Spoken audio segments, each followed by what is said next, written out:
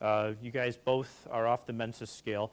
My daughter graduated college in 3 years, okay? Because I told her, if you're really stupid, you can graduate in 5 like everybody else, okay? If you're average, you can graduate in 4, or you could be intelligent and prove that you're a Hogan and graduate in 3. Do what you want. 3 years, right? I never said another word. Never said another word. 3 years. So my son now has to compete with this, right? How do you compete with somebody who graduates college, University of Minnesota, in 3 years? That sucks, right? Wouldn't that? I mean, so he's going to be 19 next month. Not that I'm proud. I'm not impressed. He's going to be 19 next month. He will graduate from college in 2 years. Wow, nice. Okay? All right, 2 years. All right? So all I had to do was say it once. I said, just, so, you know, Jess is pretty smart.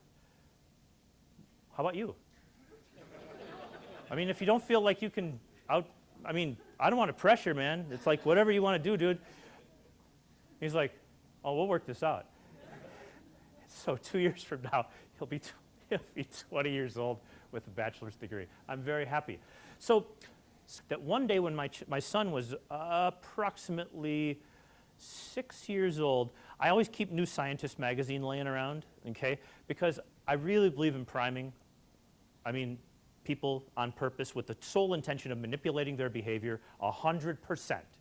Okay? I want people to be smarter, sweeter, kinder, nicer, gentler, more loving. Period. Period. Just so New Scientist magazine is sitting here. So 6 years old, my son is saying, "What's quantum mechanics, Dad?"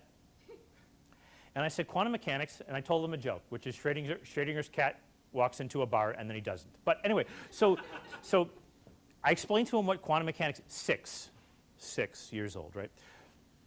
6 years old. 5 years later, he's now actually reading about physics and quantum physics. He's now 11, okay?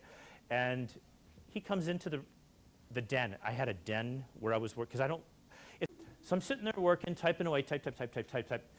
He walks in the room, and he says, "Dad, I got a question." He's 11. New scientist, but lives with a Christmas freak. I love Christmas. Christmas could be like year-round for me. I love the spirit, okay? And he says, "Dad, I got issues that are bad." I said, "What?" He says, "Well, I really don't think Santa Claus can come down the chimney, and I think you've been lying to me." And I said, "Son, I wouldn't lie to you." Now this, by the way, is a lie. And I said, "Can't you figure it out on your own, how Santa Claus gets down the chimney?" And he was looking at the floor, 11 years old. Some kids are doing like multiplication, right? He's like this. This is like minutes go by. Quantum mechanics. Quantum mechanics. He's there, and then he's gone, and then he's at the bottom of the furnace. Quantum mechanics. I said, exactly. And the really amazing thing is that when you give people a reputation to live up to, you've heard the saying, but it's really true. When you give people a reputation to live up to something, they will. They will. They really will. But don't push it. Don't push it, okay? If you push it, you push people over, right? Right? Just one time. How are you going to beat your sister? How are you going to get past that? It's a one-time conversation. That's it. It's a one-time conversation. You never need to have it again. Because as soon as the person's thought about it in their mind and they tell you it's quantum mechanics, dude, that's the answer. Reactance is a simple thing. Reactance says that long before you ever come up to my front door and you knock on the door, I've already decided, like 4 days before you even thought about knocking on my door, I was like, I am not answering the door this week. It's going to be somebody that wants money, period. Kev, can I do your roof? Kev, can you give me $25 for the Chanhassen basketball team, for the Chanhassen softball league? So now, right at the front door, we have a counter, like right at the front door, and there's money, cash in the thing. There's tens, right? It's $10 bills. And now whenever somebody comes to the door, we have a simple rule, very simple rule. When somebody knocks on the door, do not let them talk. You simply pull out a $10 bill, say, I will give this to you as a donation if you don't tell me what you're here for. Reactance is that fear of being manipulated, the fear of you taking away my freedom of choice, the fear of you taking away my freedom of choice. So why not do the obvious, which is to do something that everybody else does not do? Okay? What does every other person do? They do something. Okay? So if I'm going to go talk to the government and say that you're like on an 0 for 4 streak, you know, wouldn't it be cool to just take a photo of their car, right, as you walk in, and you just show the little dent on their car? Say, look, I know we're going up against each other today, but you have a challenge. I saw this ding on your car. I know you. You don't want this ding there. Whatever happens today between you and me, I need you to take care of that ding because it's going to drive you nuts. Now we go inside, we go to work. I have to fight this guy in court, right, in front of the government every week. This is what Dan does. He goes and he gets gigs. He's got to get government approval on everything. And all of a sudden, the person that he did a favor for, showing them the ding because they wouldn't notice it on their BMW, right? Okay, you show them the ding, and all of a sudden, and by the way, say that the person didn't care that the ding was there. Just imagine they didn't care. Now they have to care. Or else he cares more than they do about their own car. Cool? You're 86ing the reactance. You're taking it away. It's all gone. It's all gone. Nobody has ever done that before, right? Nobody's ever done it before. That's all you're looking to do. So let me see here. Brian, you have your cell phone out. You're not supposed to. Okay, so let me have that for a second. Thank you very much. Okay. Now, cell phones are really interesting tools. All right? These things are, I actually don't mind the cell phone as much as I used to. Do you like the cell phone? You don't care. If I break it, it doesn't matter, right? Like if I just, like that, it wouldn't bother you? It would bother me because I have to pay for a new one. But, You would have to pay for a new one. You know, that would suck. Do you know what these things cost? Is this a 6S? yeah. 6S. So it's last year's model. Can I look at the pictures?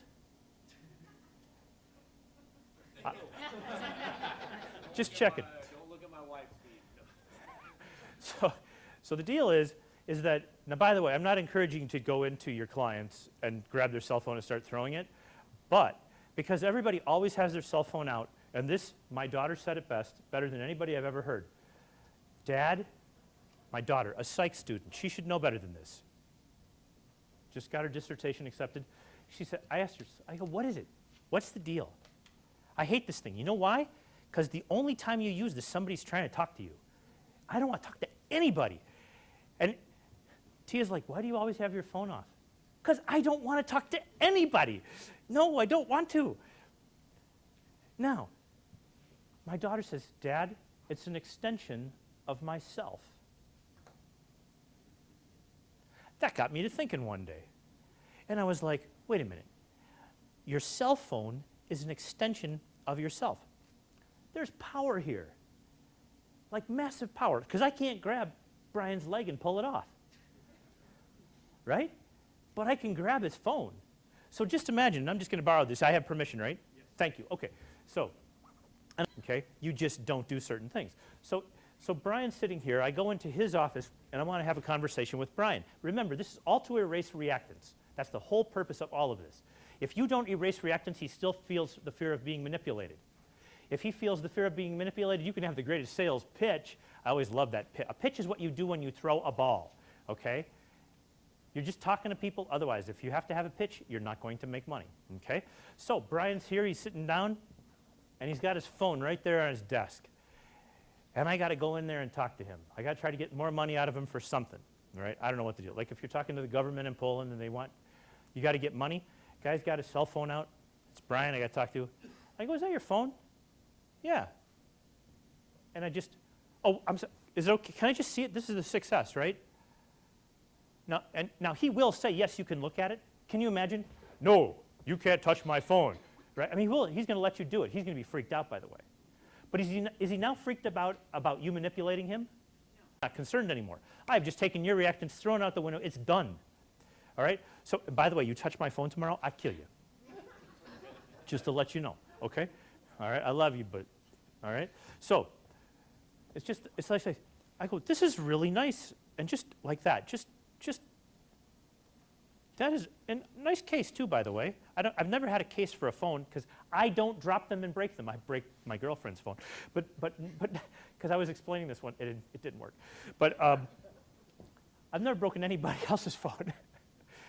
And now all of a sudden, as long as you don't like mess up the screen, you know, like, and if you're just like this, that is really nice. 100% of their attention is right here on this phone. 100. They're no longer concerned about you. They're no longer afraid of anything.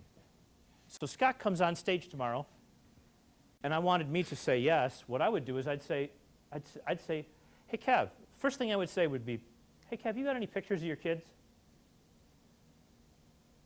There's 40 people sitting out here. I better have a picture of my kid. Hang on. This story will be very short otherwise. Okay, so here's the deal. Here's what I would say. I would say, hey, Kev, you got any pictures of your kids on you? Oh, hell, let me just look. Hang on, kid, while I'm working on it. There's 2 of my daughter. Oh, they're there. All right. Now, I actually don't have 4 kids. I have 2 photos of each of my kids. So here's the deal. There's nothing more important than your kids when you're like a dad, right? Like you're proud of like I saw you talking about. You know, it's like you're proud. You're proud, right? And when you have photos, you got to show them. So now, Scott is here. His entire goal is to get money out of me, right? But instead, he's finding out something about my kids. Hey, your daughter, she's good looking. Watch it, dude, right? Okay? I'm running for president. You don't know what else. But has this been a great year for elections or what? I have not laughed this hard at elections since like Clinton was going. This is just awesome. So anyway, so these are my kids, right? This one, he's the guy. That's Mark, the one with the short hair, and this is Jess, the one with the and now all of a sudden, when I look at these photos, now granted, I might be pissed off, okay? But at who? Right? At these guys. And I might feel love, but at who? And where's all of my attention?